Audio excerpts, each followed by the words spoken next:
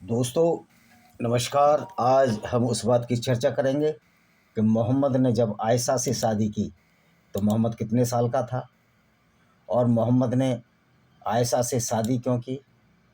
जबकि मोहम्मद का दोस्त था अबू बकर सिद्दीकी, जो कि पहला खलीफा था इस्लाम का, और मोहम्मद से 2 साल छोटा था।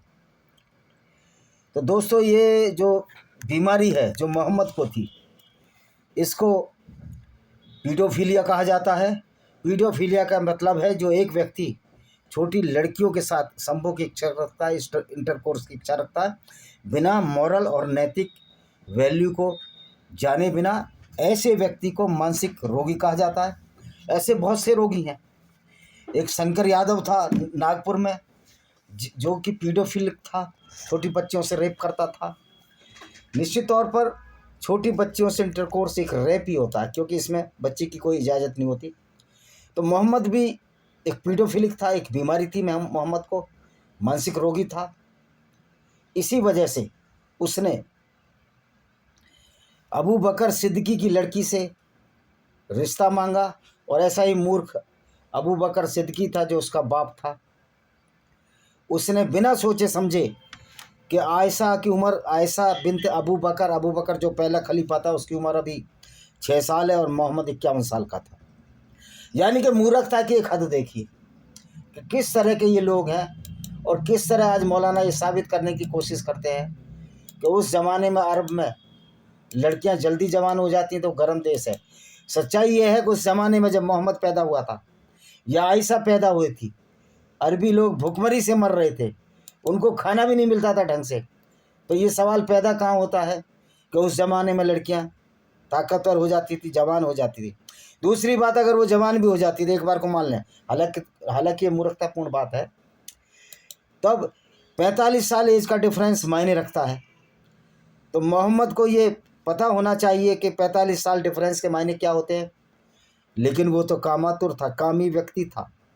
वो तो एक बच्ची जो गोद में थी उसके साथ ही की, जिसको साहबा कहते हैं या साहबी कहते हैं। साहबा मतलब साहबी, एक साहबी माने एक वचन, और साहबा माने बहुत सारे साथी। कह रहा जब बच्ची जवान हो जाएगी, अगर मैं जिंदा रहा तो इससे भी शादी कर लूँगा।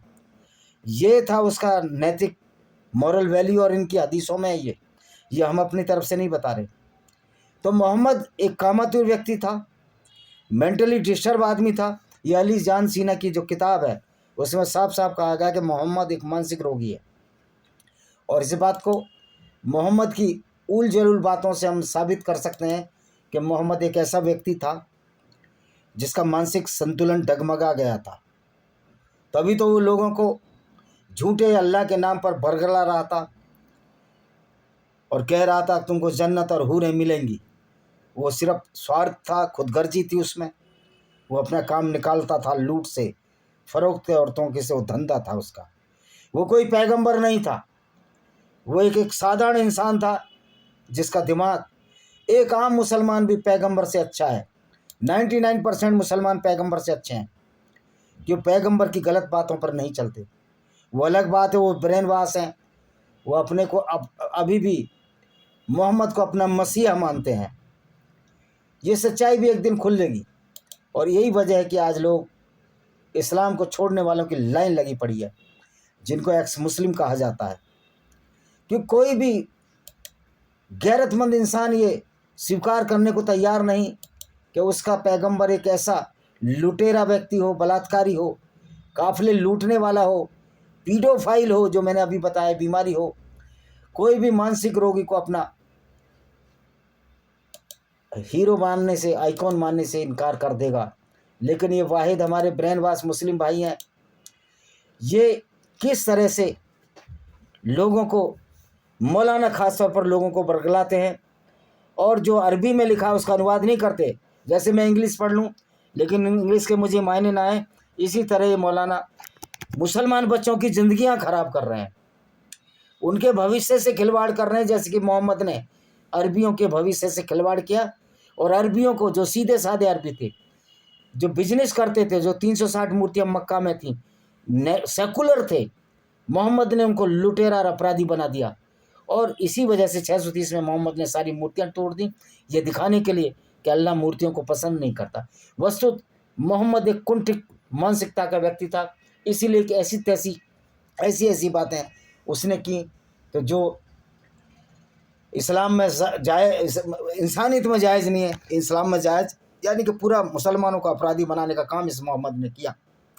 तो दोस्तों आज उसी कड़ी में हम आयशा बिन्त अबू बकर, जो अबू बकर की लड़की थी, जो पहला खलीफा था, उसकी शादी का मसला हम उठाएंगे।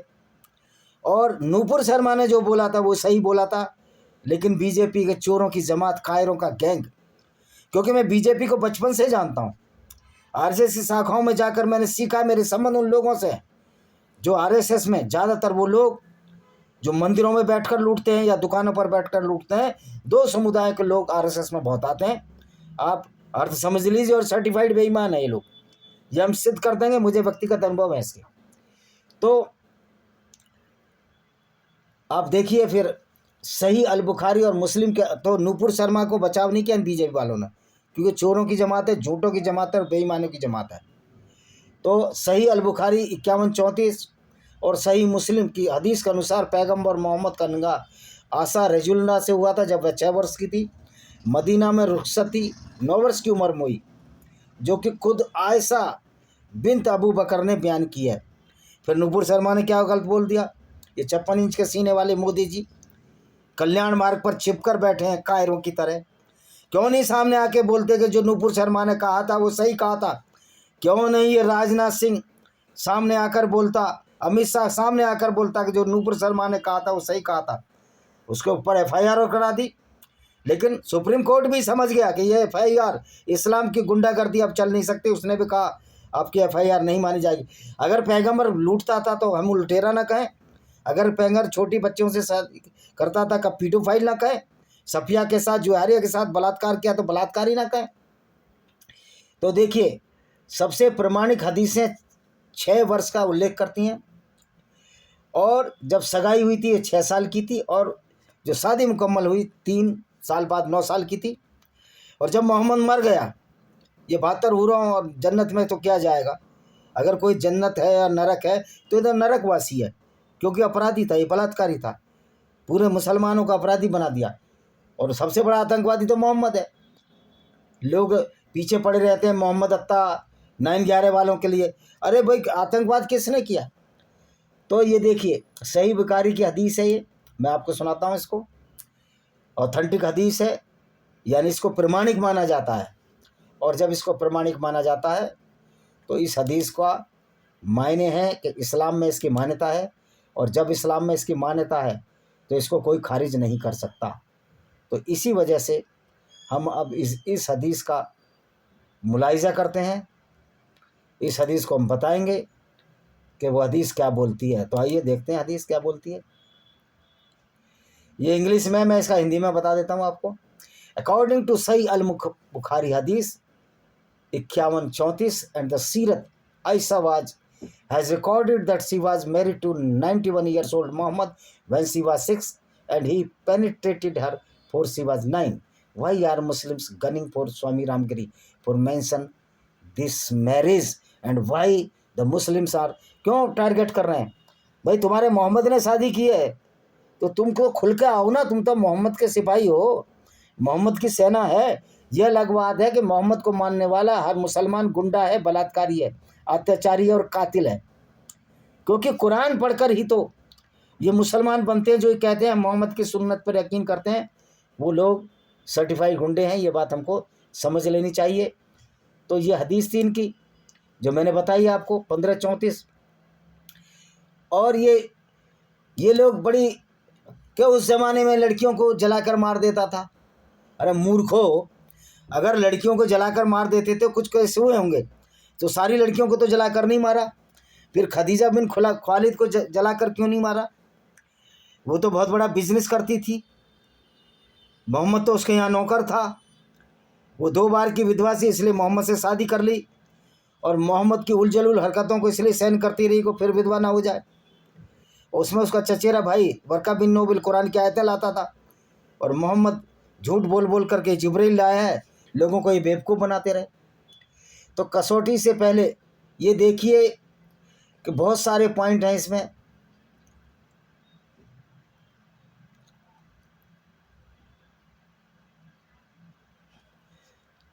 तो बहुत सारे मौलाना उसको सही ठहराने की कोशिश करते हैं, बजाय इसके कि मोहम्मद की मूर्खता को उजागर नहीं करते। आज कोई मुसलमान है जो 6 साल की लड़की को 54 साल के बाबा को दे देगा? होंगे, कुछ होंगे जो मूर्ख हैं, वो ज़रूर होंगे। तो आप ये देखिए जो हदीसें हैं, किस तरह की हदीसें हैं। सही अल बुखारी की हदीस 5134 को सुनाते हैं, ये देखिए मिलाते हैं क्या बोलती है कि हदीस। सही अल बुखारी, आयशा ने सुनाया कि पैगंबर पीस बी अपॉन हिम, उस पर शांति हो, और उस पर शांति ना हो नरक में जाए, उसकी हड्डियां गल जाएं, उसके कीड़े पड़े, जिस तरह की उसने हरकत की जिसकी वजह से हमारा आज कश्मीर बर्बाद हुआ, स्पेन बर्बाद हुआ, सीरिया 35 साल में इस्लाम हो गया, सब जगह जिसने गुंडागर्दी करी उसमें कीड़े पड़े, सड़ सड़ कर तिल तिल कर तो मर गया, उसकी हड्डियों को जानवर खाएं, बिच्छू उसके कब्र में होंगे। बिच्छुओं से डरते हैं ना, बिच्छू कब्र में होंगे, और उसकी कब्र में बिच्छू ही होंगे, आप खुदवा के देख लिए। तो ये क्या कहते हैं, हिसाम ने मुझे बताया कि आयशा 9 साल तक पैगंबर के साथ रही, यानी उनकी मृत्यु तक, और जब ये मर गया मोहम्मद, तो आयशा सिर्फ 18 साल की थी। अब ये कहते हैं उसने आसानी से ऐसा क्यों नहीं किया। बुखारी कई बातों से गलत थे, उन्हें यह जानकारी एक बूढ़े अरब व्यक्ति से मिली थी। भाई कई बातों में क्या गलत थे जो उनकी मृत्यु के 100 साल बाद हुआ, जिसे खुद जान। तो भाई ये एक बार बताइए, फिर आयशा की उम्र तो 18 ही साल थी जब मोहम्मद मरा, 63 साल की उम्र में।